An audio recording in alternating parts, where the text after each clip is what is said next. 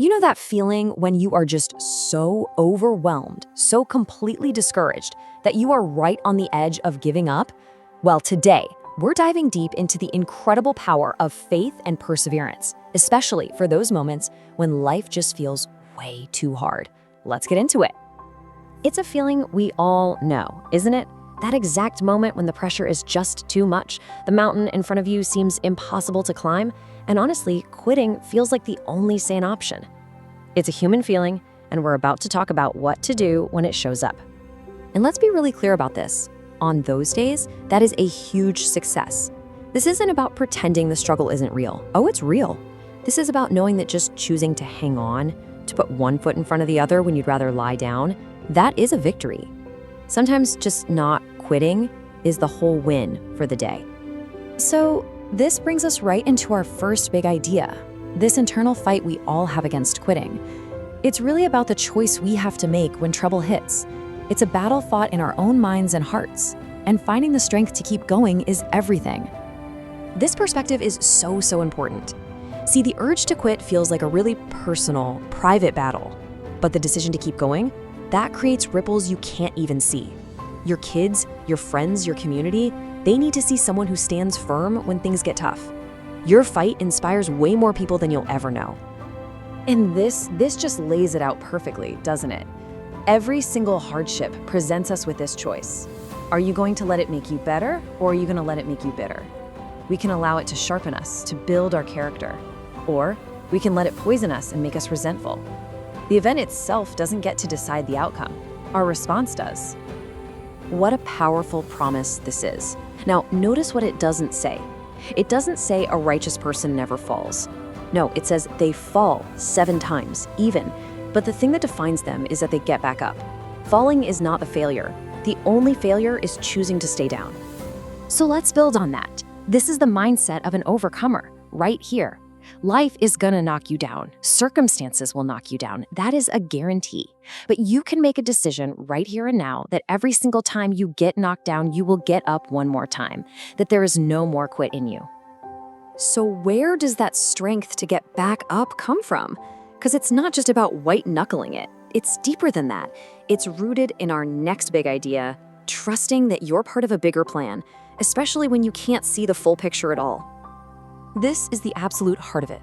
We spend so much energy worrying about a future we can't predict and we certainly can't control. But what if we made a radical shift? Instead of focusing on the unknown future, what if we focused on the known character of God? That's where you find peace. It is so easy to get confused and discouraged in the messy middle, isn't it? When things aren't going the way we wrote the script, we assume the whole story has gone wrong. But this is your reminder that your story is still being written. The author knows the ending, and trust me, his plan is always better than our first draft. I absolutely love this definition because it's so physical, so real. Trust isn't just an idea you agree with in your head, it's an action. It's like leaning back in a chair, totally confident it's gonna hold you. So what does that look like? It looks like choosing prayer over panic. It's actively taking that heavy weight off your own shoulders and putting it onto his. And you know what this really boils down to? Timing. We want our problems fixed now. We want our prayers answered yesterday. But real trust means letting go of our timeline and embracing God's.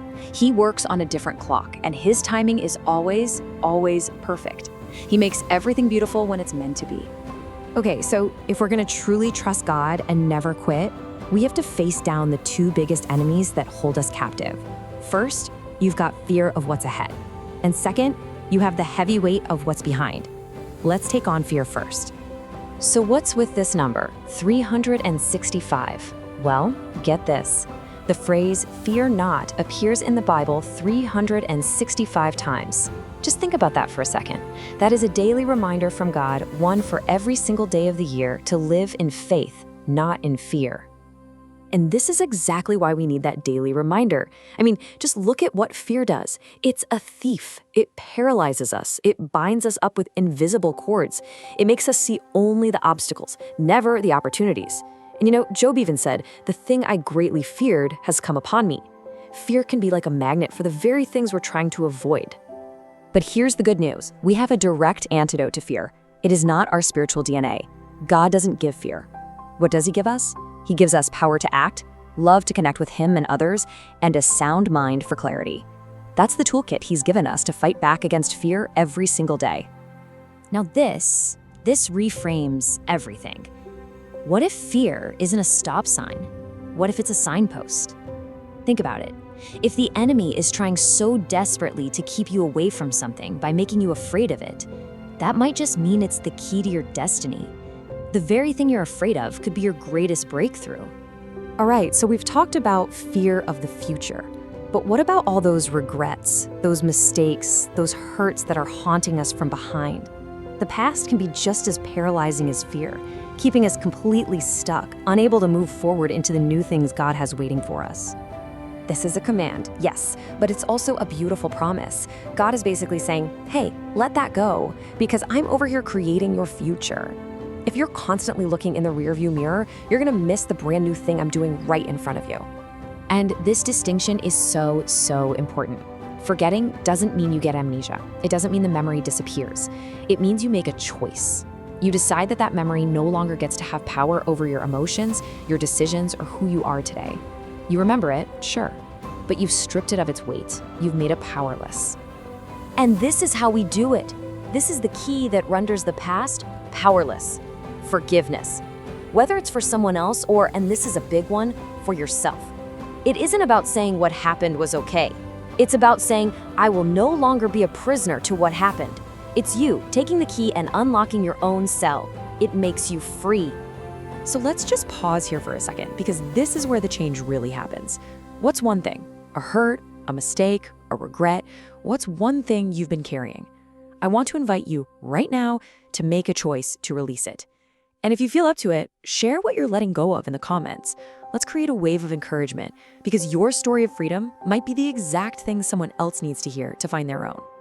You know, this whole idea of letting go leads us to one of the biggest paradoxes in all of faith. We've talked about fighting and rising up, but sometimes the greatest act of strength is found in the exact opposite, in the act of surrender. There's this incredible story about how to trap a baboon. A trapper drills a hole in a termite mound, just big enough for a baboon's hand to fit through, and he drops a shiny trinket inside.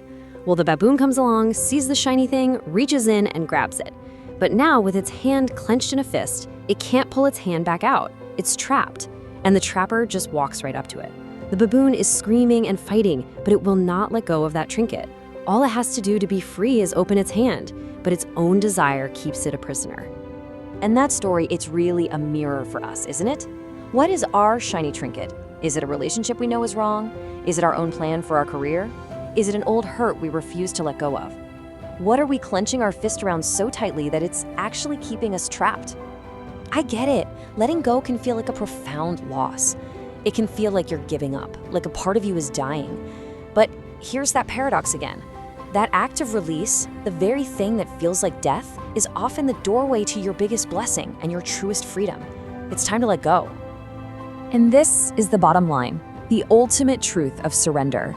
Our own efforts, our tight-fisted control, it's all so limited. But the moment we open our hands and place things in God's hands, we are tapping into an unlimited, supernatural power. What He can do in our lives multiplies the second we let go of our own grip. And all of this brings us to our final, and maybe the most important piece of the puzzle.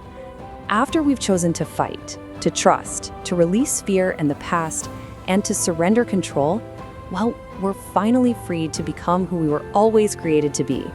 It's time to start seeing yourself the way God sees you. Just let this sink into your spirit for a second. You are not an accident. You are not a mistake. You are intricately, wonderfully, fearfully designed by the creator of the entire universe. This isn't just a nice little quote. It is the foundational truth of your very existence. In a world that is screaming at you to compare and conform, this is a revolutionary truth. There has never been, and there will never be another you. Your unique mix of gifts, quirks, and your story, it makes you an unrepeatable original. God isn't looking for a copy. He is looking for you. It's so simple, but it's so profound. That little voice in your head, the inner critic that tells you you're not good enough, not smart enough, not worthy, that voice is a liar. The master artist does not create junk. Full stop. and you are His masterpiece.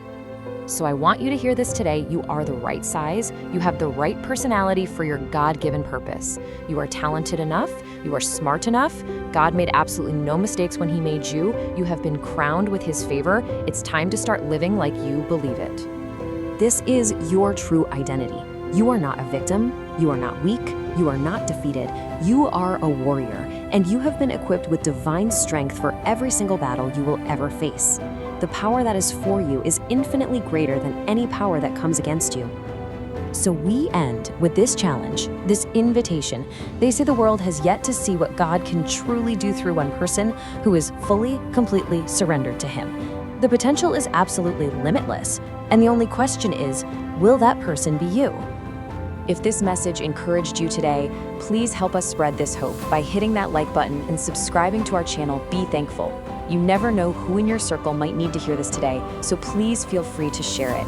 Thank you so much for watching, and remember, never ever quit. God bless.